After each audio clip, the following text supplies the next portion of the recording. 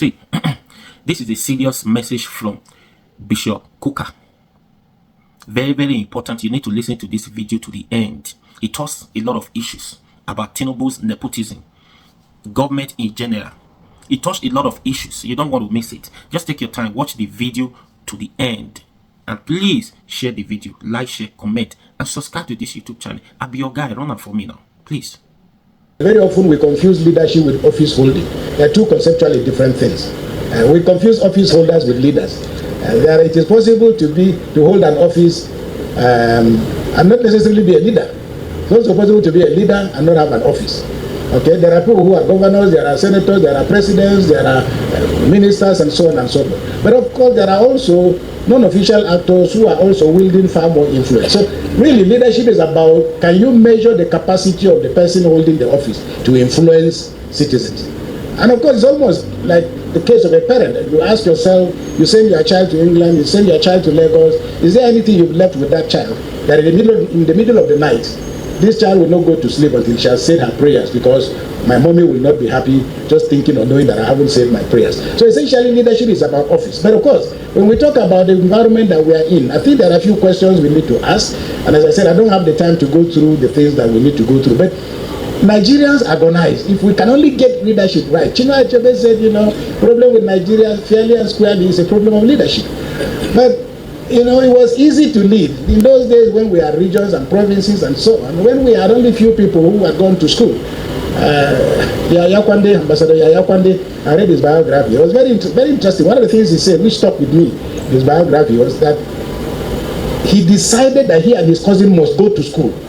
And the one thing they wanted to learn by going to school is how to abuse in English. That was all they wanted to do. So at a time when there were a few people going to school, and few people with certificates, and few people with university degrees and so on, it was easy to understand. My cousin went to the University of Maiduguri, and in my village, the only university anybody ever heard about was ABU, Zaria.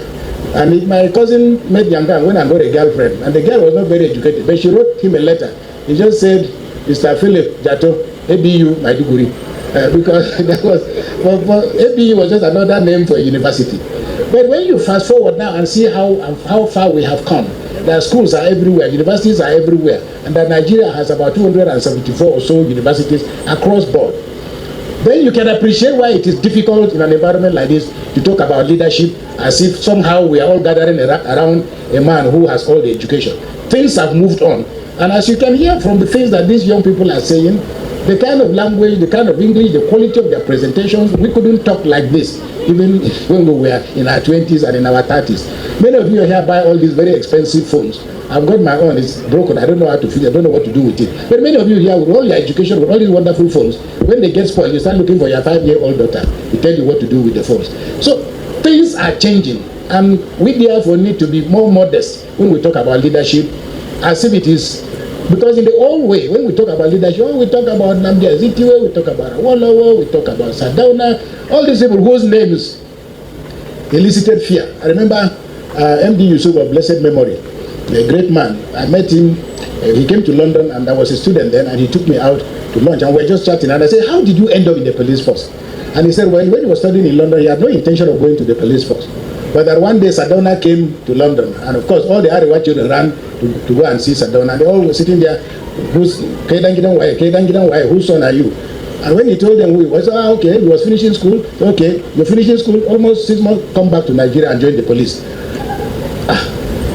He said, me, studying in London, going back to Nigeria to join police. So of course he had the Sardauna very well. And when he now went, he said, can you imagine this old man saying I have to go and join? What am I going to do with police? So his friend said, oh boy, Sardauna said go and join police, you will go and join police because Sardauna has said so. But now, Senator David Mark, with all the Senate President of Nigeria, His Excellency the Governor, if you tell your 10-year-old child, it's time to go to bed, he said, now let me finish this screen first. It doesn't matter. The questions that, because this is how leadership needs to adjust. That things have changed and things are changing. And therefore, when we talk about leadership, we must be a bit more modest. But of course, more importantly, Africans, there are a few things in Africa that we must shed off if we are to survive.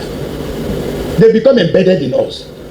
That is what we think of women, what we think of children, I was told that one Igbo woman, she was a professor. Maybe it's not true, but she was a professor. And she gave birth, and her husband had traveled. And they gathered in the house. The people gathered. They had to break kola nut. The husband is not there. This is her first child. So they had to go and open the hand of this boy who is 1 week old. They open his hand, put kola nut, and say, a man has touched the kola nut. Therefore, we can now break it. So because the mother and the other children, a man has touched the kola nut. The whole question in Africa about what it is to be a man. Because men will say, imagine this woman. If you are married to a woman who is a professor of political science, or even if she were governor of the central bank, and they come to your house and men are talking rubbish, and the woman decides to put mouth in a subject she knows very well. When the men leave, what kind of woman you marry? Men were talking, your wife also talk. She's a professor of political science. You never go school. You may just be a trader. She's governor of the central bank. But as Africans, how can woman put mouth when men are talking? We have to readjust. Now, different environments call for different perceptions of leadership. And it really depends, because there are many systems of government. You go do political science 101, I will tell you. And you have a choice. Do you want to practice monarchy? In which case, it is only you do blood tests. To be a leader, you do blood tests. So if your father is blood, that determines who will succeed his father. It's not knowledge. Okay? If you run a plutocracy, that is a system of government in which only those with money can participate in government. That is a plutocracy. Government for rich people, for rich people. I mean, of course, I'm sure by the time I finish, you will know the one that fits Nigeria. We don't have any system, but we have like mixture in a salad plate. So if you can practice feudalism, in which case it's about those with landed property and so on and so forth. Or you can practice kleptocracy. That is government for thieves and by thieves.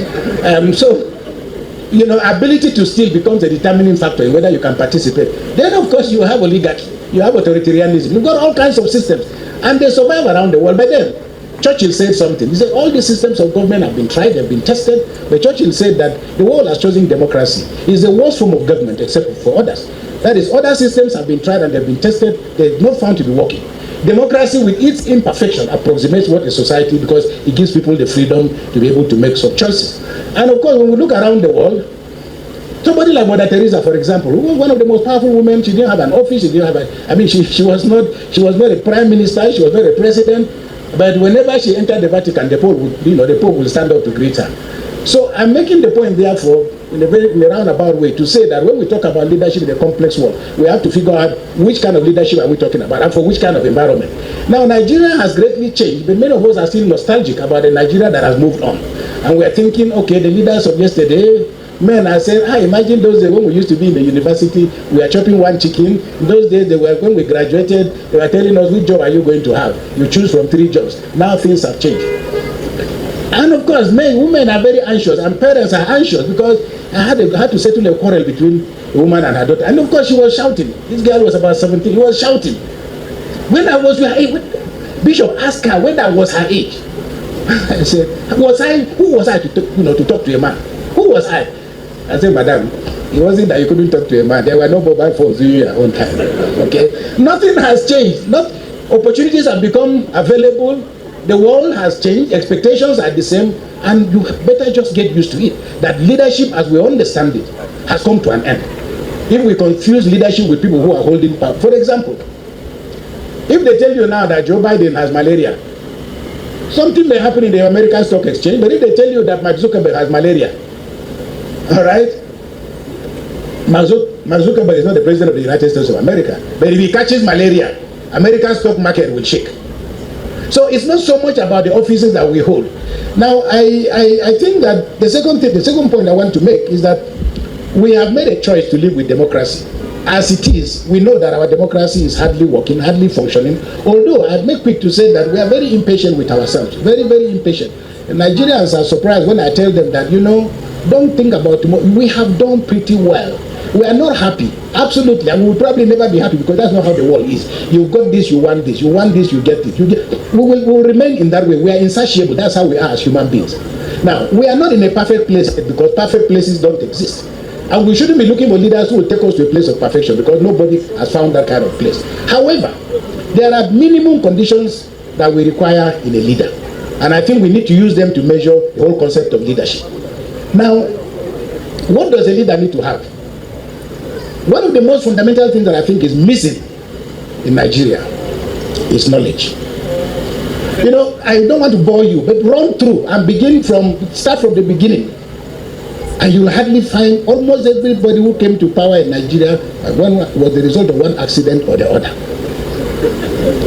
Okay? Because if you start, okay, President Tinubu, we prepared for it. We're still stumbling, we're still trying to get off the ground. But he took over from Buhari, who had already given up. Buhari took over from Jonathan, who was thinking he would be finished being deputy governor and then go somewhere else. And then something happened. He took over from Yaradua, who had actually said he was going to teach in Ahmadu Bello University as he was finishing his term as governor. Who took over from Obasanjo, who was in prison and not expecting to come out of prison. Then somehow he found himself out of prison. You know, who took over from Abacha, who sadly, even though the 5 political parties had said he would rule forever, unfortunately, nature took him. Who took over from Shonekon, who was busy with USC, and then they told him to come and be head of state. Who took over from, we can go all the way down. But fundamental to governance is knowledge. Knowledge. You have to have a deep knowledge of the environment that, you know, because if I ask you now, how do you become a minister in Nigeria? Really, I mean, those of you who have been, how do you become a minister? You don't become a minister of the Federal Republic of Nigeria. I remember just listening to Trump after Trump had won. In 2 days after Trump won the election, people are already sending their CVs to Washington. Nothing to do. They didn't say that they are members of the Republican Party. No. They are just sending their CVs and saying, I have capacity to serve. They will screen the CVs and decide. In Nigeria, because you don't need to look far and to explain why this country is dysfunctioning, why we are malfunctioning. The reasons are obvious. How do people become ministers in Nigeria? Nobody looks at it. If you talk about civil, they say, what are you talking about? Now, if you appear at NNPC with a PhD or in the best university in Nigeria, you know, in the world, for example, Imperial University, where they study oil engineering, they will not give you a job in NNPC. And they'll tell you, we know they do paper here now. So if you don't have a basis for team selection, and everything happens purely by accident, and manipulation and machination, then there are consequences. You know, I like football, and I'm happy that at least some civilized person is here holding, yes, you, civilized man supporting Arsenal, a very civilized man this time. So now, you know, I like football, but my favorite coach still remains Westerhoff. Everybody who has come and gone, I just looked at Westerhoff. There was one interview he granted, and it struck me. He said that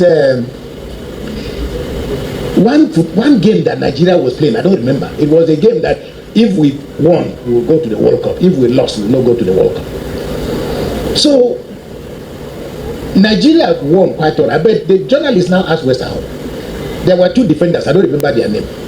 One was quite good. The second one was next to him.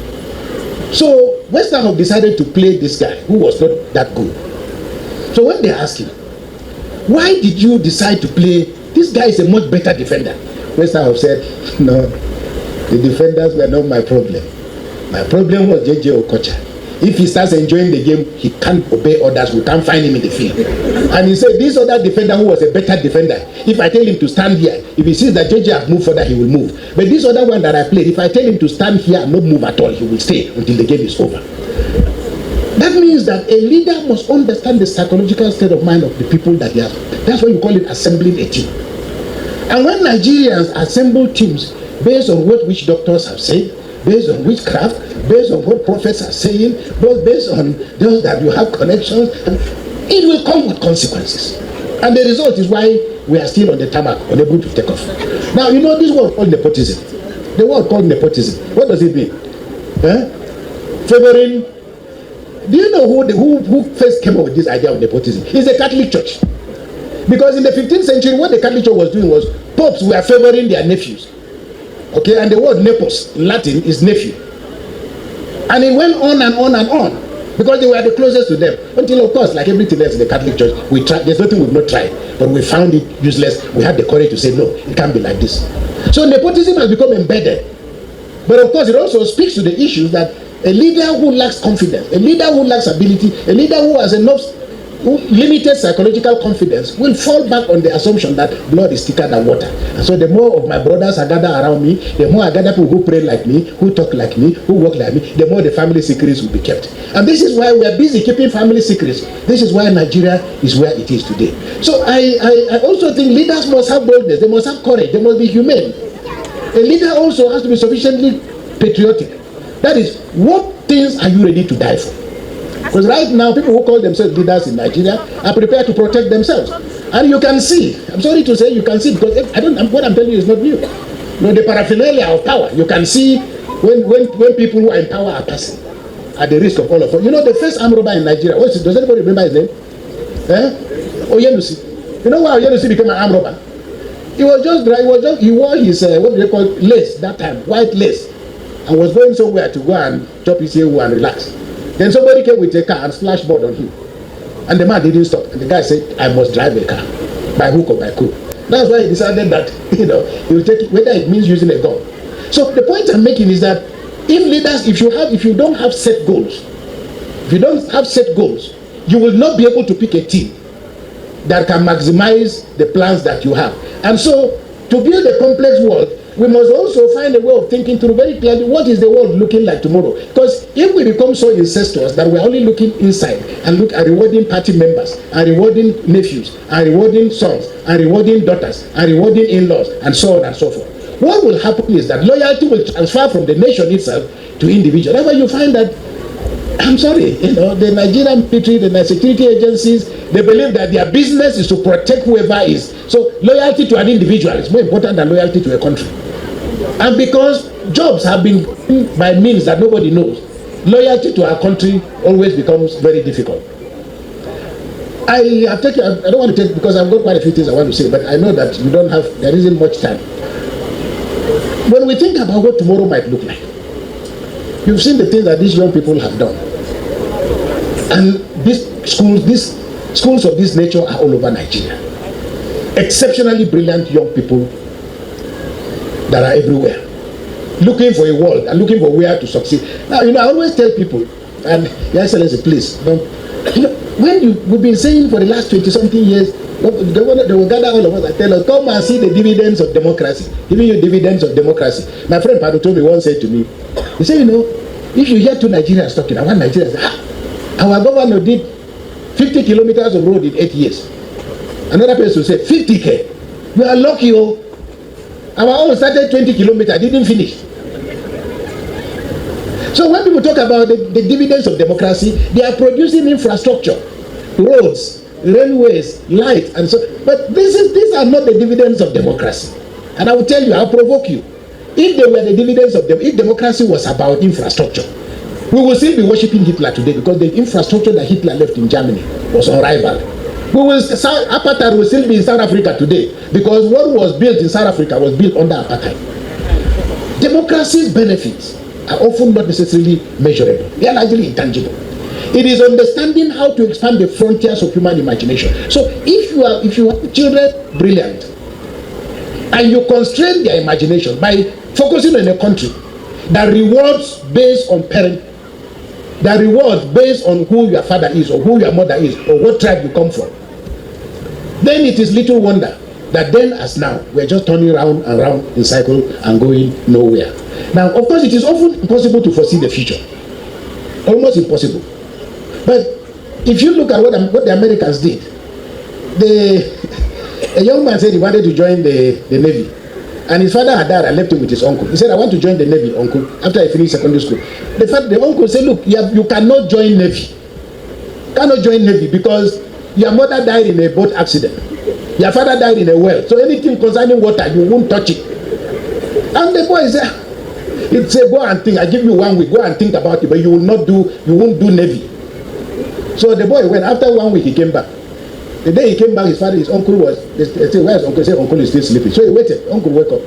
As uncle woke up, he said, okay, Andrew, you've decided? He said, yes, sir. What do you want to be? I want to go to the Navy, sir. What, you mean you don't hear what?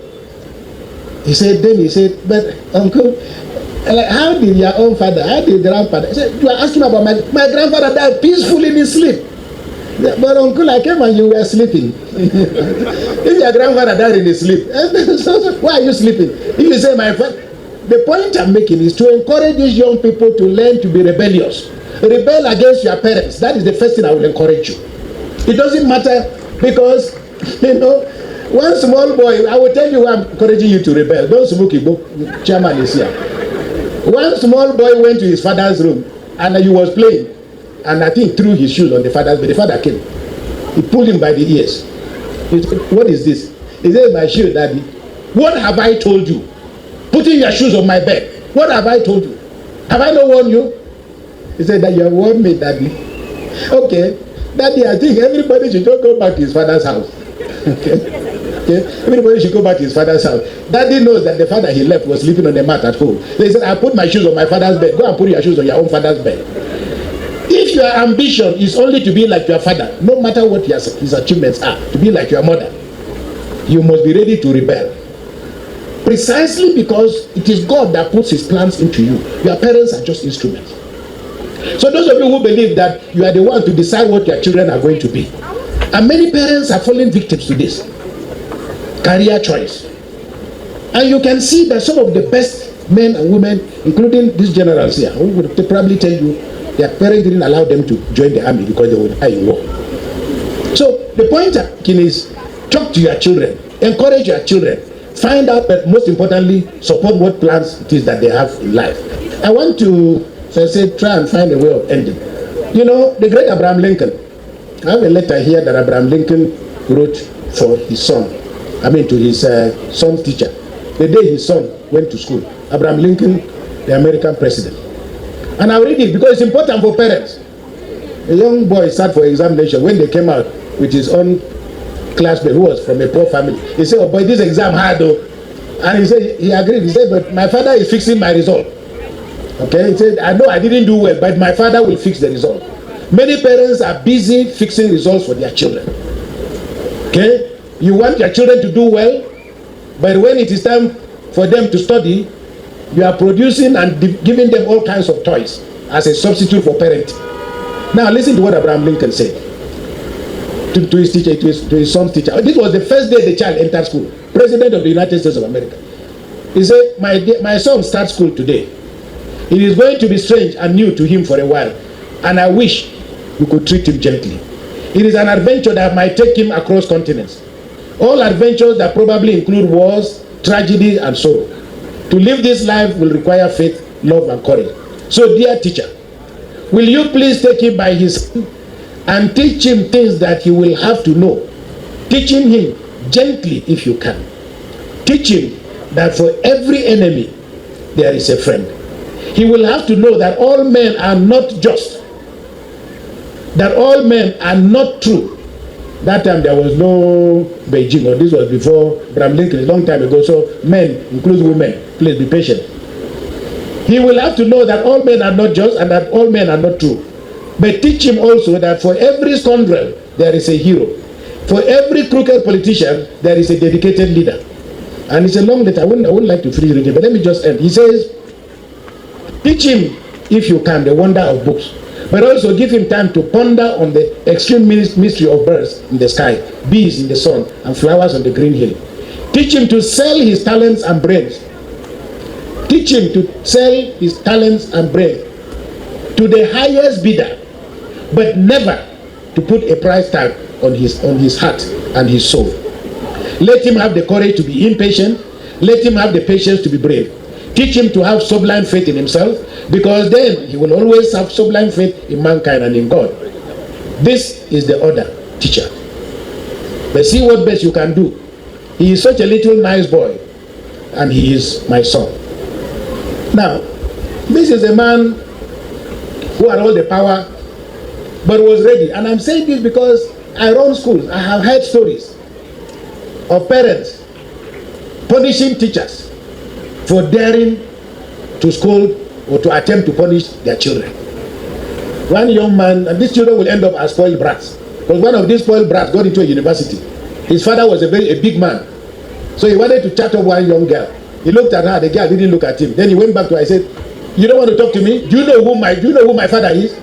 The girl looked at him and said, "Oh, I'm so sorry. Me, your mother didn't tell you. If your mother didn't tell you who your father is, why are you asking me?" But he was trying to intimidate the poor girl because his father was a minister. But he said, "If your mother didn't tell you who your father is, why are you asking me?" But you will find that children of ministers would like to be ministers in school. Children of senators want to behave like senators. Children of bankers want to behave like bank managers, and so on. But you have to let your children understand that you've gotten to where you are, not by shortcut, but by hard work. Because very often, children think that their parents have done the difficult work for them, and all they have to do is to live up. I can tell you something. My friend Audu said something to me once. He said that the children now, this may include some of you, that the children now, their children, those many of you sitting here, you don't go here. Say the children call you people landlord. Your sons are calling you landlord because they are waiting to inherit your property. So you parents are just landlords. Finish and go, and let's take over the property. So it is important that beyond just seeking a good education, that these children have a very solid and a firm moral foundation. We know that in places like many people, when we talk of leadership, our minds go to Lee Kuan Yew, they go to Churchill, they go to all kinds of people. But it is important to also understand that America, with all this greatness, didn't start off as great as it is today. But many of us also have studied British colonialism. But please don't forget, the British people didn't just start running around here to come and colonize us. No. The British founded what is called the Royal Geographical Society. It is still alive today in 1830, the Royal Geographical Society. And that society privileges men and women up till today who love geography. So all these people, whether Mongo Park, all these people who are running around the world, they took money from the Geographical Society to go on exploration. And I'm making the point because nothing happens by accident. When the Dutch arrived in South Africa, what is now South Africa, in 1652, okay, they knew what they were looking for.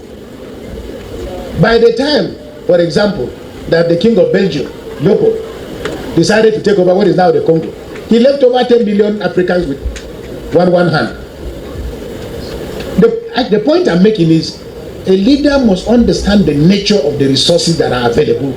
And unfortunately for us in Nigeria, the resources that we have, we are unable to make use of them because we are focusing on ethnicity, religion, gender, and other differences.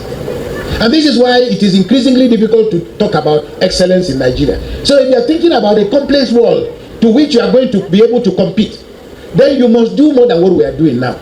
I was talking to somebody. I just finished writing a draft article yesterday about this, our daughter, Kemi Badenoch, who has become the leader of the Conservative Party. I'm surprised that women politicians in Nigeria have said nothing. The Conservative Party is 190 years old this year. 190 years old.